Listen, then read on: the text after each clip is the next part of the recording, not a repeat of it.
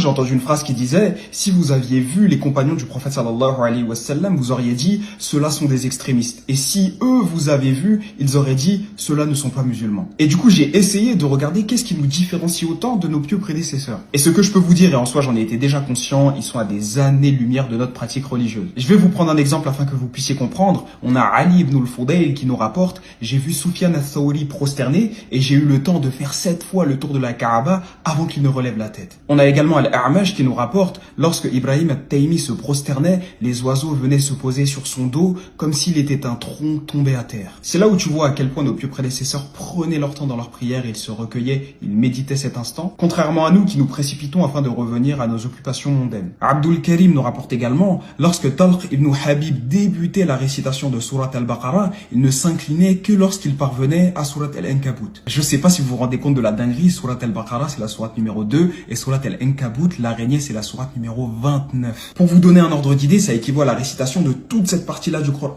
en une seule raka'a. Nous avons également l'imam Bukhari qui pria une nuit et se fit piquer à 17 reprises par un frelon. Et lorsqu'il termina sa prière, il dit de manière étonnante « Regardez ce qui m'a piqué ». Anas ibn Malik, l'un des servants du prophète sallallahu alayhi wa sallam, avait une prière tellement longue, si bien qu'il se mit à saigner des pieds. Allez, une dernière pour la route, nous avons Mansour al-Mu'tamir qui était un pieux prédécesseur et qui avait l'habitude de prier la nuit sur son toit. Mais un jour, il mourut. Suite à cela, un enfant dit à sa mère « Maman, je ne vois plus le tronc d'arbre sur le toit de la famille de un tel » en parlant de Mansour al-Mu'tamir. Sa mère lui dit alors « Oh mon enfant, il ne s'agissait pas d'un tronc d'arbre, mais de Mansour qui est désormais mort. » Je sais pas si on se rend compte, mais Mansour avait tellement l'habitude de prier la nuit et de se tenir droit durant peut-être des heures et des heures qu'un enfant l'a confondu avec un tronc d'arbre immobile. Et ceci durant peut-être des années et des années. Qu'Allah nous raffermisse et qu'Allah nous guide sur la voie de nos pieux prédécesseurs.